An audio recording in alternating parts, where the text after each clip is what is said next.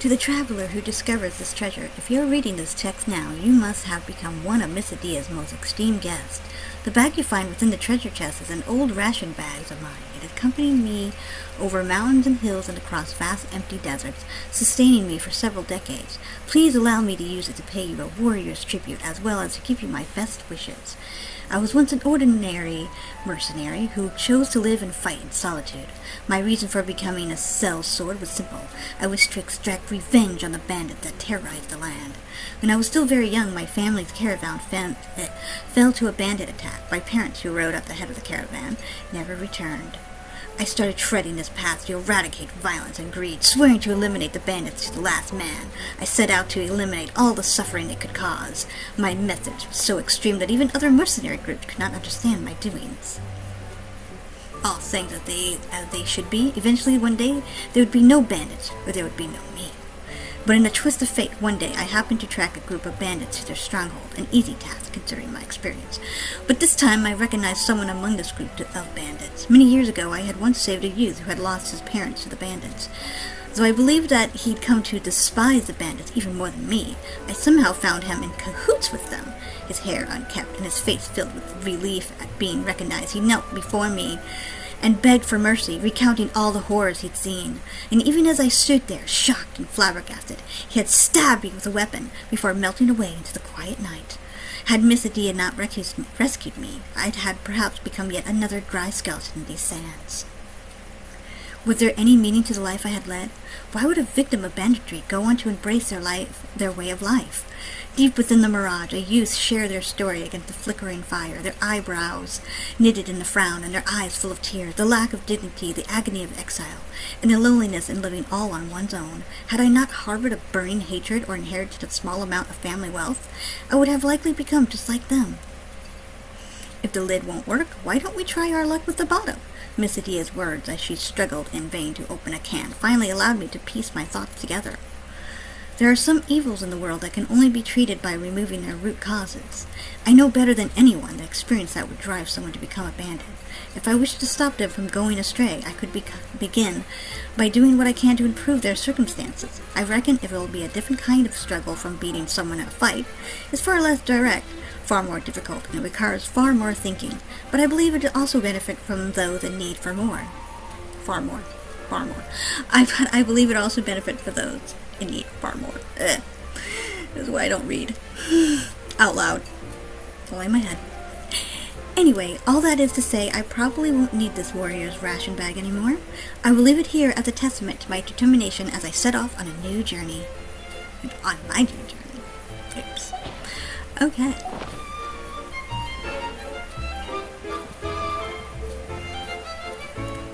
I think the next one is Layla.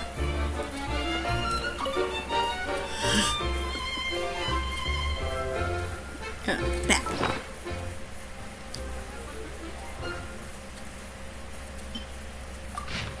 Oh, traveler who I've never met, if you're reading this letter now, you must be enjoying the wondrous sights of this place, just as I did in the past.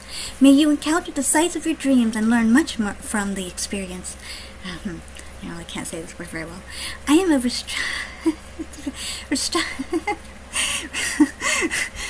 I'm a stargazing student. Astronomy and astrology student who fell asleep while observing the skies. After finding myself here upon waking up, I decided to stay a while. The caretaker, Miss Adia, appears to be struggling with the need to repair some old mechanisms on the grounds. She did not respond to my questions, but simply offered me a quiet place to stay where I might get plenty of rest. Nevertheless, from the way others talk about her, I could tell that she is usually a generous host. It was understandable that she would not have the time to take care of me while being pulled in several different directions. I was unable to get an answer from her, even as I packed up and left. She did, however, give me many gifts and invite me to try out this attraction. Which is to say, I'm also quite new to this place and don't have a lot of insight to share. I can only wish you a fun and relaxing experience. You may get a slightly different experience if you were to observe the stars from here. Those positions of the stars have not changed have changed. Though the positions of the stars have not changed, their impressions on the sky appear far stronger, and it's much easier to make notes of their characteristics.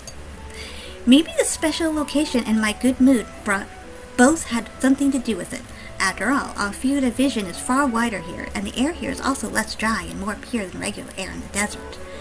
Most importantly, this place is insulated. Isolated? Insulated. Insulated. Shouldn't it be isolated? I don't know. From monsters and people of ill intent.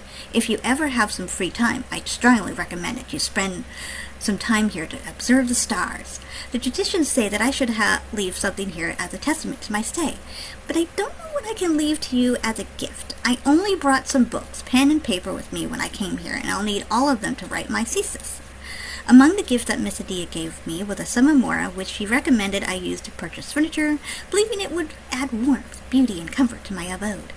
However, my place has already been filled to the brim with books and star charts. There's no more space for more furnishings. And either way, were I to cross the desert again to return to the academia, I doubt I could make the journey if I brought any more with me. These gifts will be better left to the travelers that come after me, and thus I waited for an auspicious day with wondrous omens before hiding them. Now these gifts are all yours. I hope they bring you serenity and joy, and pass on to you the protection and fortune of the starry skies.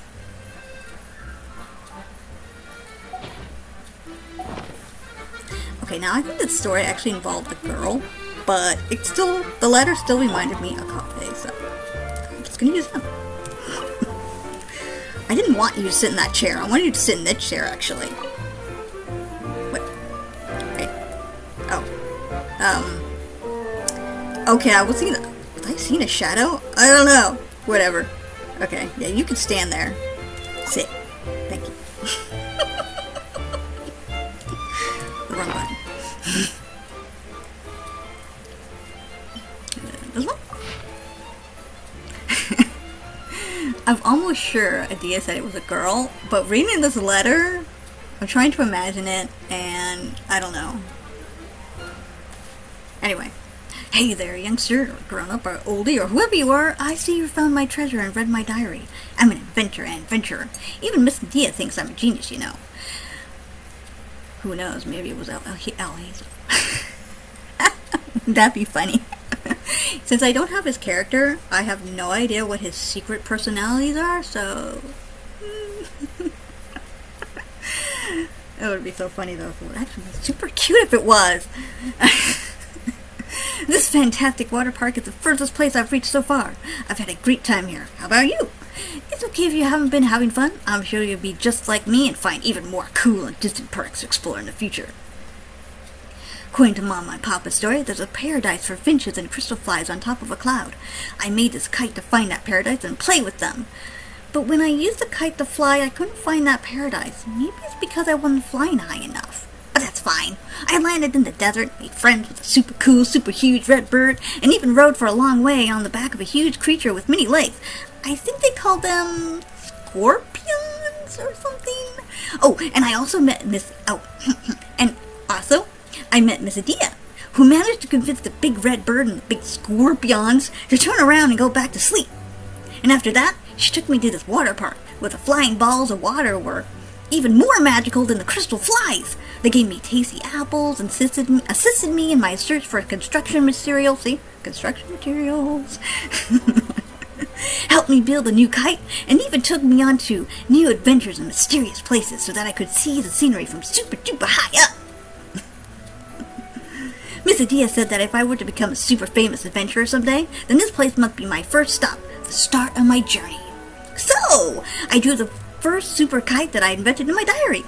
Well, the blueprint of the thing anyway. Who knows, maybe you'll also be able to visit many unexpected new places and meet many new friends after making and using it. Oh, and also, before you use it, please make sure to tie a lot of balloons to your body. This is important if you don't want to get hurt when you crash on the ground. Anyway, all the best of luck. May you fly even higher than I did with this kite. You find many sketches at the end of the diary. This must be the kite that the diary writer is referring to. By the Well, the handwriting is messy. The sketch is quite neat. The feature design is well shaped, has an effective weight-bearing skeletal structure, and many safety features. It is apparent that only a highly educated child could have produced such a high-level design. Maybe the diary writer is a child of a scholarly parent and has been interested in engineering since early childhood.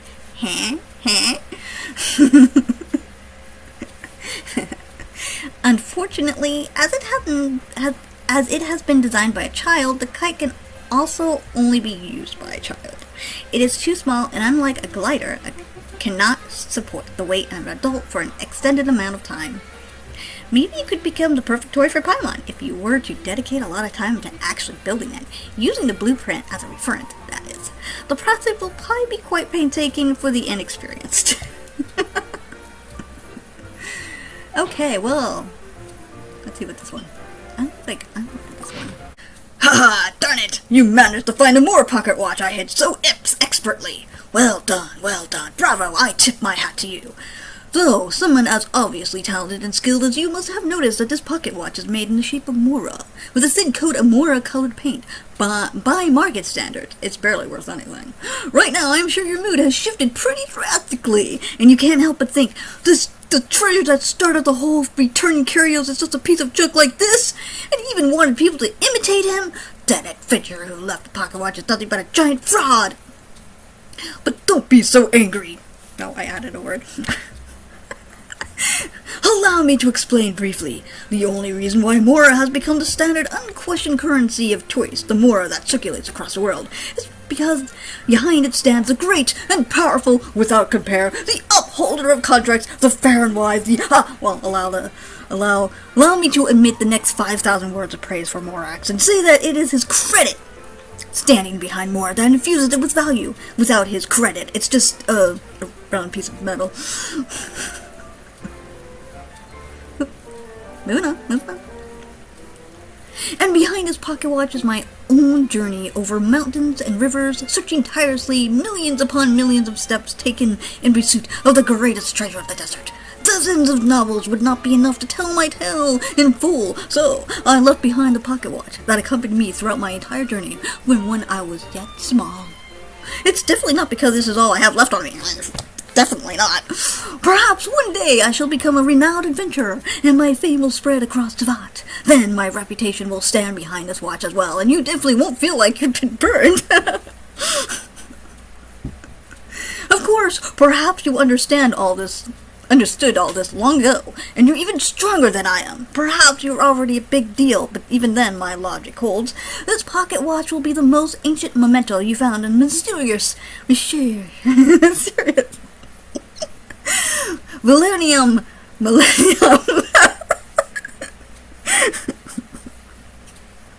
I'm screwing this up. God, now I'm laughing. Mirage. Bottleland. And you have given it greater value. So, when you read this message from me, burying this pocket watch, it won't matter if you're separated by decades or centuries. Let us work hard and become the best we can be, and then we can spread my understanding of what creates value across Teyvat, allowing everyone to live to the fullest. Signed, an adventurer who doesn't actually have much of a reputation. The signature is really, really fancy.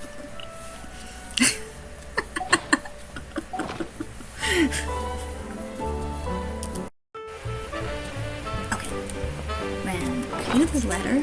Thought about it a little longer. No, this one? This one. Yeah. Oh, it even says youngster. It even says youngster.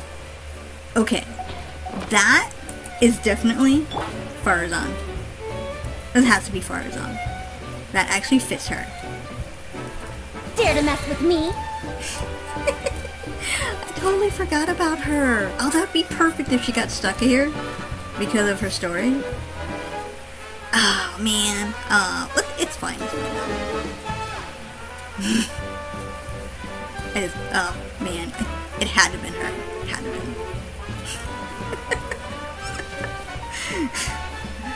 been. That should have been the main tip-off when it said youngster. Because I was like, who would say that? I haven't used her in a while, so. Anyway,